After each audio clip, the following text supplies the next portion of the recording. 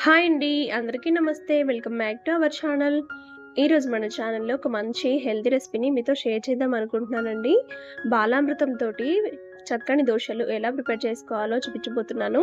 బాలామృతం అనేది చిన్న పిల్లలకే కాదండి, పెద్దవాళ్ళకి కూడా ఎంతో హెల్తీ అన్నమాట. కొంతమంది డైరెక్ట్‌గా తినడానికి ఇష్టపడరు కదా! అలాంటి వారికి ఇలా చేసి పెట్టండి. ఎంతో ఇష్టంగా తింటారు.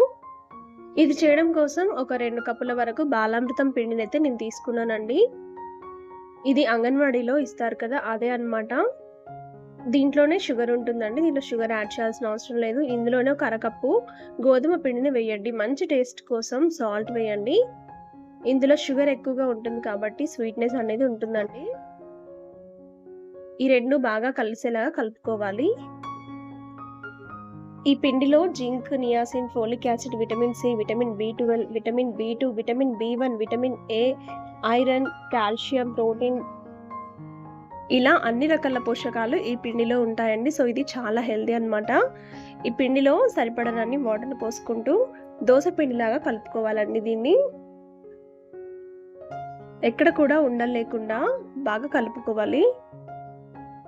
ఒకేసారి మొత్తం వాటర్‌ని వేయకుండా ఇలా కొంచెం కొంచెంగా వాటర్‌ని యాడ్ చేస్తూ దోస బ్యాటర్‌ని ఎలాగైతే కలుపుతామో అలానే కలుపుకోవాలండి. వాటర్ ఎక్కువైపోతే పిండి లూజ్ అయిపోయి దోస కరెక్ట్‌గా రాదు.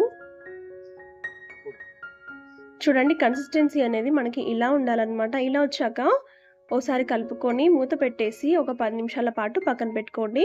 కొంచెం నానుతుంది అండ్ ఇందులో ఉన్న షుగర్ కూడా కొంచెం మెల్ట్ అవుతుంది. 10 నిమిషాల తర్వాత చూడండి, కొంచెం గట్టిగా అయింది కదా!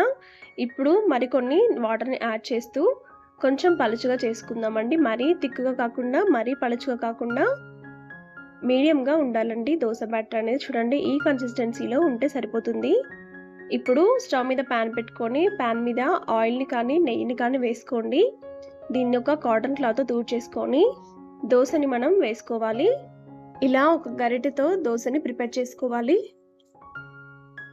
మీకు ఎలా నచ్చితే అలా దోసని ప్రిపేర్ చేసుకోవచ్చండి. ఎలా వేసినా కూడా చక్కగా వస్తాయి. మరీ పలుచగా కాకుండా కాస్త మందంగా చేసుకోవాలి. ఇప్పుడు పైనుంచి కొంచెం ఆయిల్ తోటి ఇలా స్ప్రెడ్ చేసుకోండి. ఈ దోసని హై ఫ్లేమ్‌లో కాకుండా మీడియం టు లో ఫ్లేమ్‌లో బాగా కాల్చుకోవాలండి. ఒకవైపు కాలిన తర్వాత మరోవైపు తిప్పుకోండి. ఇలానే రెండో దోసను కూడా వేసుకోవాలి. అంతేనండి, ఎంతో టేస్టీ అండ్ హెల్తీ దోసలు రెడీ. చాలా అంటే చాలా టేస్టీగా ఉంటాయండి. ఇందులో షుగర్ ఉంటుంది కాబట్టి దీన్ని స్వీట్ దోస అనొచ్చు. అండ్ బాలామృతంతో చేసాం కాబట్టి చాలా హెల్తీ అండి. చిన్నపిల్లలు డైరెక్ట్‌గా తినడానికి ఇష్టపడని వారికి ఇలా చేసి పెట్టండి. ఎన్నైనా ఇట్టే తినేస్తారు. మరి రెసిపీ నచ్చితే లైక్ చేయండి. మీ ఫ్రెండ్స్ అండ్ ఫ్యామిలీతో షేర్ చేయండి. ఇలాంటి మరిన్ని టేస్ట్ అండ్ ఈజీ రెసిపీస్ కోసం మన ఛానల్‌ని సబ్స్క్రైబ్ చేసుకోవడం మాత్రం మర్చిపోకండి. Thank you.